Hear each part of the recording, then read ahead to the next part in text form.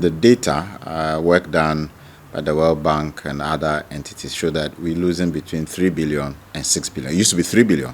Recent data shows that we are closer to 6 billion now per annum dollars. That's huge. Especially if put in the context that 2 years ago when we went to the IMF, we're looking for 3 billion to pay back in 3 years. If you use the old figures, the period we would spend to pay back the 3 billion, which is, let's say, 1 billion annually over a 3-year period, would be the same period where we're going to lose 9 billion. There's a net difference of $6 billion being lost at the old rate. The current one is saying that we are losing about 18 billion. Across the continent, based on AU figures, Africa is losing about $125 billion annually. The data tells us that this is equivalent to about 50% of our tax revenues and 25% of Africa's GDP is lost to corruption. So what we are being told essentially is that when we pay taxes in Ghana, 50% of the taxes we pay are being lost as a result of corruption. They are not contributing to the socioeconomic development of the nation. That's staggering. Often I feel that we are irresponsible when we don't understand the magnitude of what corruption is doing to us and we do nothing to plug the holes. Because plugging those holes makes the difference between lives being saved, water, potable water being provided for the healthy Ghanaian who would then be able to then go about his job. It's a staggering loss. In terms of our own ethical standards, the moral fiber of society is affected because you normalize paying bribes and doing the wrong thing. Because people think doing the right thing is much more expensive and costly. And once you begin to, blur the lines between what is right and what is wrong, that posture and attitude is carried to everything we do. On one hand, there should be the sanctions that are strong enough, punitive enough.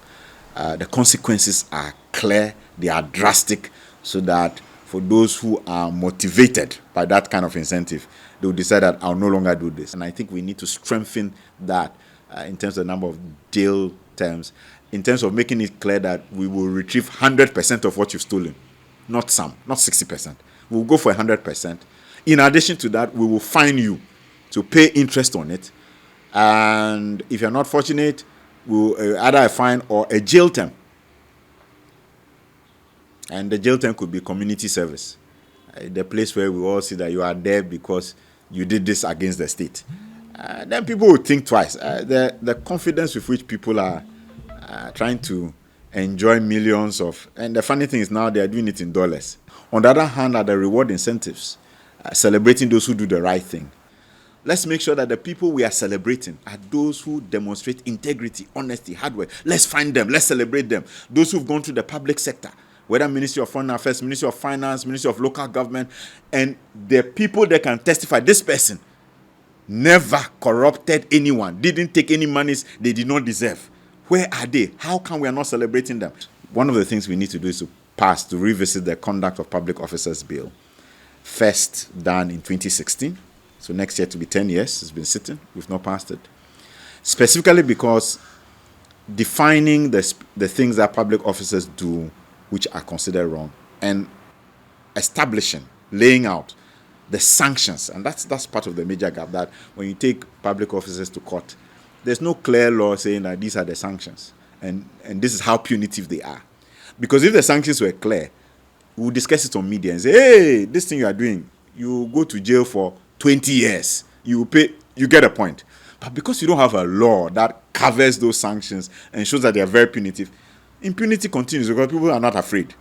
So we need a law with very clearly spelled out sanctions, punitive enough to serve as a deterrent. Then it's easy for you to get to court and get the judges to understand, for this particular crime or action, this is it. And that kind of discussion will clearly begin to dissuade some persons that, I don't want to go and do 20 years. But at the moment, because you don't have it, it's like, there's nothing really. We can go ahead. So passing the couple. As part of that, we also need to look at two issues: lifestyle audits. People just like to make money and flaunt it. So you go and buy 27 houses in 4 years. You go and buy boutique hotel plus other houses and things, Lifestyle audits. part of our law, when we begin to sense that the way you are spending your money far exceeds your legitimate sources of income, we should be able to call you in and ask you to explain. And it needs to go with a reverse burden of proof law or clause, where it is not that the state must go and find the evidence to show that you are spending money you have not legitimately, genuinely earned.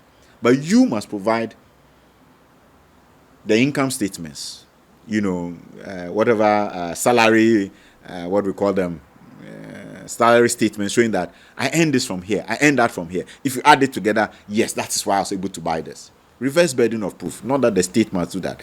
That will fast track these investigations. The salaries of our internal auditors are tied to their paymasters, the same institutions that they are auditing. The same person that you are saying that you have over-invoiced, inflated the invoice, and that we are aware that this thing on the market should not cost this amount, and therefore you should look at it, is his pay, his privileges, and his specs are determined by that same chief executive officer. So what has been happening is that they refrain from putting the, big ticket issues. Or even if they raise them, then they don't follow up to push the way they ought to. So we need to change the arrangement, the institutional arrangement for our internal auditors, how they are paid. We need to find a way where we divorce them from the institutions that they are serving. So it's the same institution. You can't be criticizing them and they're the one paying you. It's not a feasible way of doing it. So that is one of the pragmatic changes we need to be looking at if we want the internal audit system to work. And indeed, you are right. If the internal auditors were allowed to do their work, do not have their hands in the mouths of their chief executives who are their paymasters and all the other directors who are doing the wrong things, they are the first line of defense that could save this nation billions of cedis.